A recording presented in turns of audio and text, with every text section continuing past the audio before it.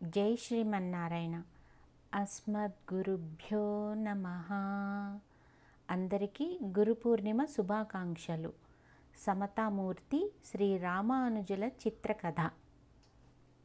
విజ్ఞాన వికాసం మానవజాతికి ఓ వరం. అదే వెర్రితలలు వేస్తే తీరని ఓ శాపం కూడా. తోటి మనిషిని సుఖపెట్టడం, తాను సుఖపడటం, ఇతర ప్రాణులని వాటి మానాన బతకనీయడం, ప్రకృతిని ప్రేమించడం, పరమాత్మ దేహమే ఇది అని ఆదరించడం జ్ఞానమున్నందుకు మనిషి చేయవలసిన పని. కానీ మనిషి అసూయాగ్రస్తుడై అహంకార మదాన్వితుడవుతున్నాడు. తన ప్రమేయం లేకుండా వచ్చిన జాతి కులాదులను చూచుకొని దురహంకారంతో, ద్వేషముతో ఆధిపత్యపు అడ్డుగోడలు నిర్మించుకుంటున్నాడు.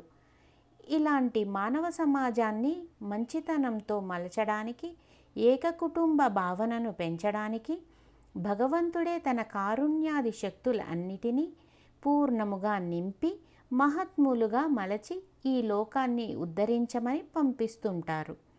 వేల సంవత్సరాలకు ముందు ఈ భూమిపై అలా పాదం మోపిన మహనీయులే శ్రీ రామానుజాచార్య స్వామి. శాస్త్రాలను స్వాధీనం చేసుకుంటారు, లోకపు పోకడలను అర్థం చేసుకుంటారు, మనుష్యులను మంచి ఆచరణను అందిస్తారు, అంతరాలను అణిచివేస్తారు, సమతను స్థాపిస్తారు, రాబోయే తరాలకు బంగారు బాటలను ఏర్పరుస్తారు. శ్రీరామానుజులు చేసినదదే. ఎలా, ఎప్పుడు? రండి, ఆ కాలానికే పోదాం, తెలుసుకునే ప్రయత్నం చేద్దాం. నేనీ ప్రాణులను వైకుంఠానికి చేర్చేది ఎలా? ఇది గమనించిన ఆదిశేషుడు, స్వామి విచారంగా ఉన్నారు. కారణం ఏమిటి? ఆదిశేష, భూలోకంలో నాస్తికులు, మాయావాదులు పెరిగిపోతున్నారు. తమను తాము దేవుళ్ళమనుకుంటూ, తామే సర్వజ్ఞులమనుకుంటూ లోకాన్ని విపరీత మార్గాలను పట్టిస్తున్నారు. ఆదిశేషుల వారు అంటున్నారు, వారు ఆ సంకల్పాలు నీ ఆధీనాలే కదా స్వామి. నా విధానం ఏమిటో స్పష్టంగా తెలియాలనే కదా వాళ్ళకి శాస్త్రాలను ఇచ్చాను, ప్రతి అణువులో అందాలను నింపాను. స్వామి, ఈ భూలోకంలో అన్ని అందాలకి ఆధారం నువ్వే కదా. నీ దివ్య సౌందర్య దర్శన భాగ్యం వారికి కలిగించు స్వామి, వారే నీ వెంట వస్తారు. అది కూడా చేశా. ఎన్నిసార్లు వారి మధ్య అవతరించానో. నీ వైభవాన్ని, వైకుంఠ వైభవాన్ని చూపే పెద్దలను పంపించి చూస్తే? ఆదిశేష, అది అయింది కదయ్యా. వ్యాసుణ్ణి పంపి శాస్త్రాలు లిపించాను, అయినా అంతంత మాత్రమే. ఆదిశేష, నీవు గతంలో రామ అవతారంలో ఎందరికో మార్గదర్శకుడవయ్యావు, గుర్తుందా? ఇప్పుడు కూడా అలా ప్రయత్నం చేయకూడదు?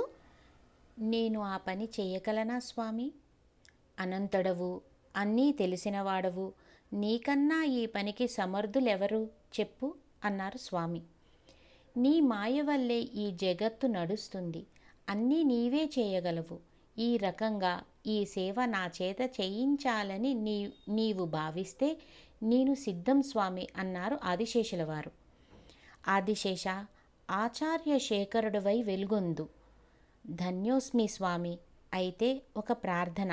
లీలా విభూతి నుండి నేను పంపిన వారికందరికీ ఈ నిత్య విభూతికి ప్రవేశం కల్పించాలి. నారాయణుడు శంఖచక్రాలను ఆదిశేషుడికి అందిస్తారు. సరే, నీ సంబంధంతో పంచ సంస్కారాలు పొంది వైష్ణవులై మంత్రార్థ నిష్ట కలిగిన వారందరికీ వైకుంఠంలోకి ప్రవేశం ప్రాప్తిస్తుంది. ధన్యోస్మి స్వామి. మిగతా కథ రేపు తెలుసుకుందాం.